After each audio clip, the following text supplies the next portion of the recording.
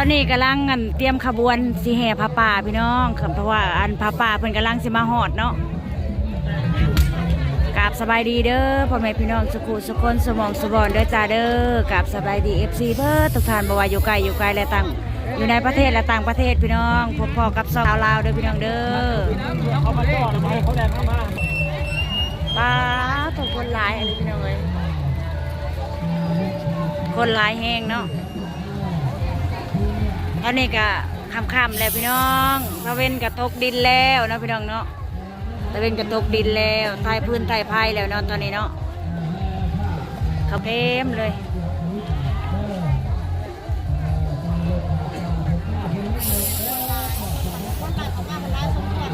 แม่ลายอะไร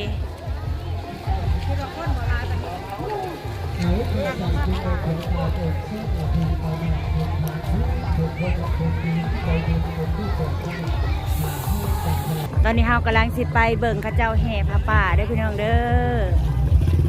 ไปเข้าขบวนก่อนพี่น้อง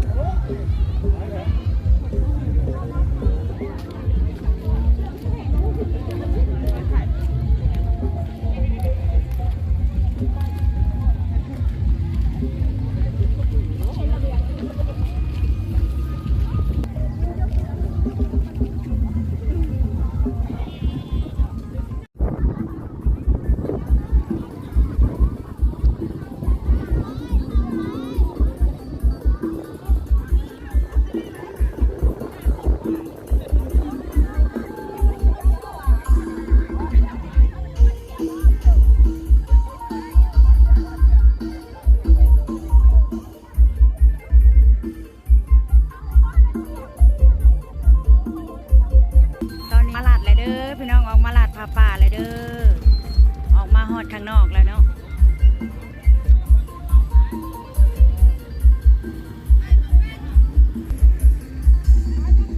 อันนี้คือเตรียมขบวนเนาะแห่ผ้าป่าสามัคคีเนาะพี่น้องเนาะก็มีเครื่องเสียงน้ำเนาะพี่น้องเนาะมาเบิ่งมาชม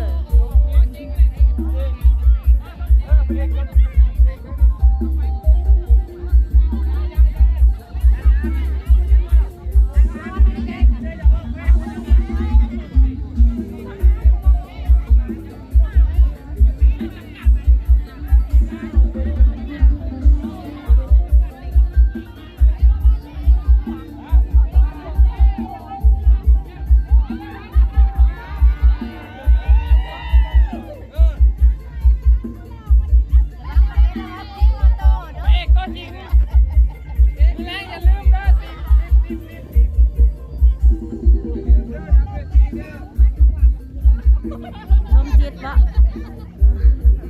พระเอกมาลำเรื่องเด้อนี่เด้อมาลำเรื่องเด้อนี่พี่น้องบ่าวสมจิตมาลำเรื่องเนาะ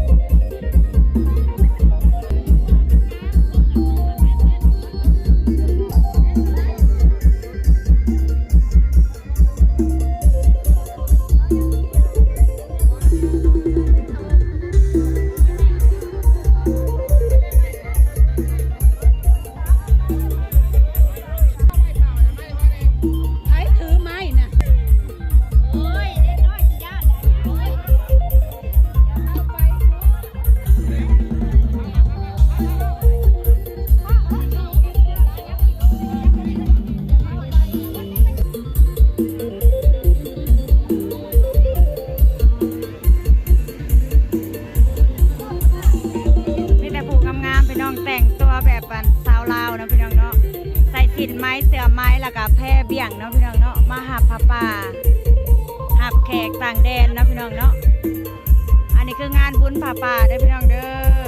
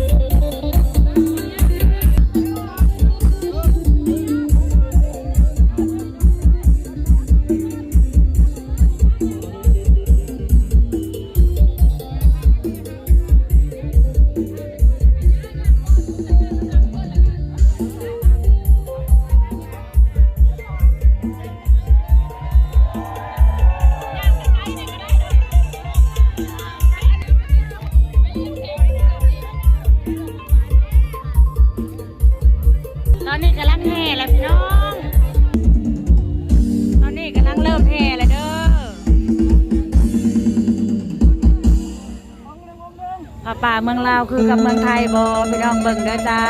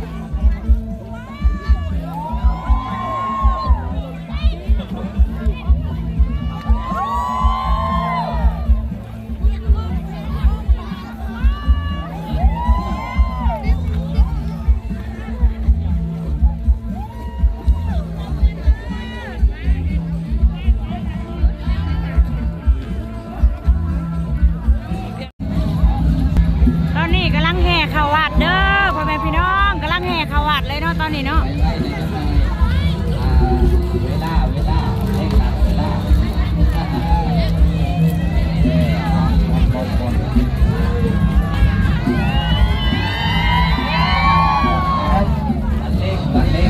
น้ำมนต์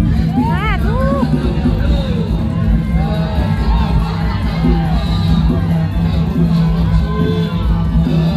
ดูเชื่อทางการดูแลตัวนะ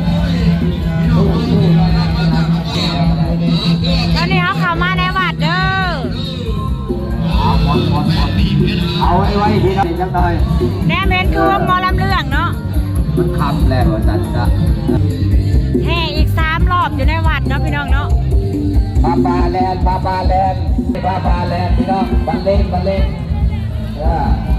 ทำพูดอะไรอ่านบนลำเลือกบันเลงอะไรต่างๆยัดใจตัวเงา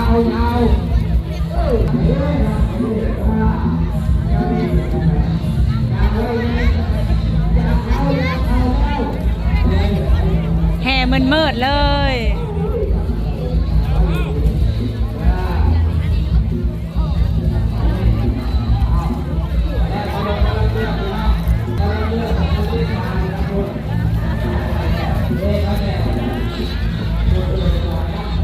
คนหลายพอสมควรพี่น้องเอ้ยแห่3 หอบรอบซิมเนาะ3 รอบพี่น้องตอนนี้ก็มืดค่ำแล้ว เอาไปเอาไปไหนบ่ทันแน่ต้นกระพุ้งนี่เพิ่นสิให้เพิ่นตัวนี้นะรู้ว่าไหนเพิ่นว่าบอกเอากระพุ้งเอาไป ตอนนี้ฮะก็ไปแห่มาแล้วพี่น้องเอาเลยเด้อสำหรับคลิปนี้ก็ขอจบไปเพียงเท่านี้เด้ออย่าลืมกดไลค์กดแชร์กดติดตามช่องนาตีสาวลาวเด้อพี่น้องเด้ออย่าขามโฆษณาเด้อพี่น้องเป็นกำลังใจให้เฮาหน่อยเด้อสบายดีบ๊ายบาย